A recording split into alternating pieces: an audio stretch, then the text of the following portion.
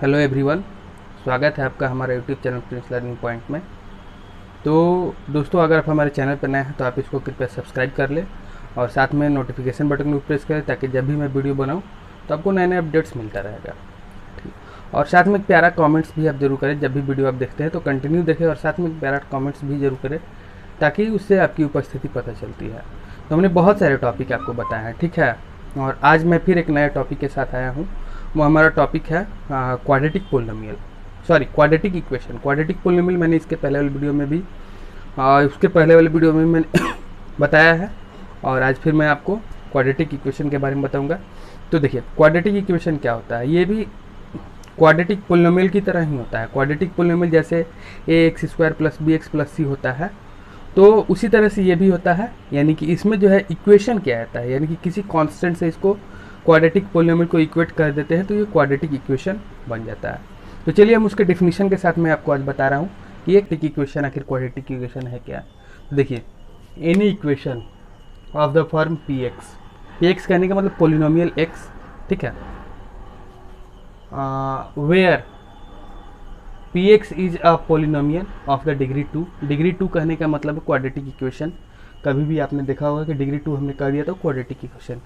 And c is constant is a quadratic equation. Means का मतलब quadratic equation किसी constant से जब इक्वेट होता है तो वो क्वाड्रेटिक पोलिनोमियल कभी भी अगर वो कांस्टेंट इक्वेट हो गया तो वो क्वाड्रेटिक इक्वेशन बदल जाता है। अब देखिए, इसका हम फॉर्म बताते हैं आपको। ax² + bx + c = 0, ठीक है।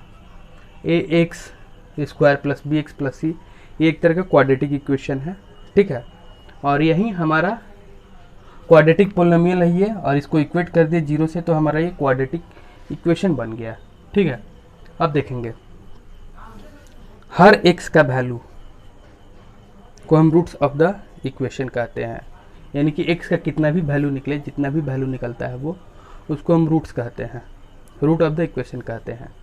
अब देखिए, इसी को हमने यहाँ भी लिखा है। अब इसमें ग्राफिक का 3 तरह का होता है। एक रियल एंड डिस्टिंक्ट होता है, एक रियल एंड इक्वल होता है, और एक आपको रूट्स डज नॉट एग्जिस्ट। देखिए, फिर से हम आपको एक बार रिपीट कर देते हैं।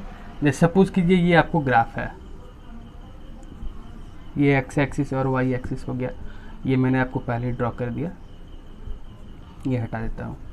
तो रियल एंड इक्वल कब होगा, जब ये सिर्फ एक्स एक्सिस को सिर्फ एक ही पॉइंट्स पे कट करता है, किसी एक पॉइंट्स पे। और रियल एंड डिस्टिंक्ट उस समय में होगा जब ये एक्स एक्सिस को 2 पॉइंट्स पे, 2 डिफरेंट पॉइंट्स पे काटेगा, ठीक है। और रूट्स डज नॉट एग्जिस्ट ये कब होगा, जब ये किसी भी पॉइंट पर नहीं काटेगा। तो ये हमारा graphical representation of the quadratic equation है। अब हम जानेंगे कि इसको हम सॉल्व कैसे करते हैं। अब हम ये जानेंगे कि हम इसको सॉल्व कैसे करते हैं। तो सॉल्व करने का मेनली 3 तरीका है। पहला तरीका है आपको एक फैक्टराइजेशन मेथड से, यानी कि जिसको हम लोग स्प्लिटिंग द मिडिल टर्म कहते हैं, फैक्टराइज करके उससे निकाल सकते हैं। दूसरा आपको जो है कंप्लीटिंग स्क्वायर मेथड है, और तीसरा जो है श्रीधर-चार्याज रूल है, जो क्वाड्रेटिक इक्वेशन फार्मूला भी हम उसको कहते हैं। तो ये 3 मेथड से हम इसको जो है निकाल सकते हैं।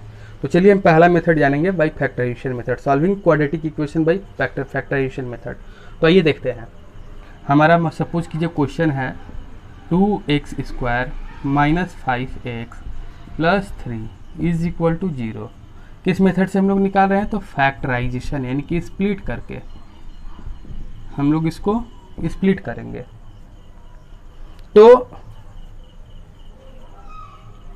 तो हम लोग इसको देखते हैं कि इस वाले टर्म को स्प्लिट करना है, लेकिन उसके पहले हम इस वाले टर्म को दोनों को मल्टीप्लाई करते हैं। तो 2 3 जा 6x², ये 6x² हो जाएगा। अब इस टर्म को इस तरीके से ब्रेक करना है, सॉरी इस टर्म को इस तरीके से ब्रेक करना है कि मल्टीप्लाई करेंगे तो इतना आ जाए और ऐड सब्ट्रैक्ट करते हैं तो इतना आ जाए। देखिए, इसको हम ऐसे कर देते हैं, 2x² - 3x - 2x + 3 = 0। अब देखिए यहाँ पे हम x कॉमन ले लेते हैं तो हमारा 2x माइनस 3 बचता है, और फिर यहाँ पे -1 कॉमन लेंगे तो 2x माइनस 3 बचेगा इज इक्वल टू 0। अब देखिए 2x माइनस 3 कॉमन हो गया, तो 2x माइनस 3 हम ले लिए, और यहाँ पे बचता है फिर x minus 1 is equal to 0।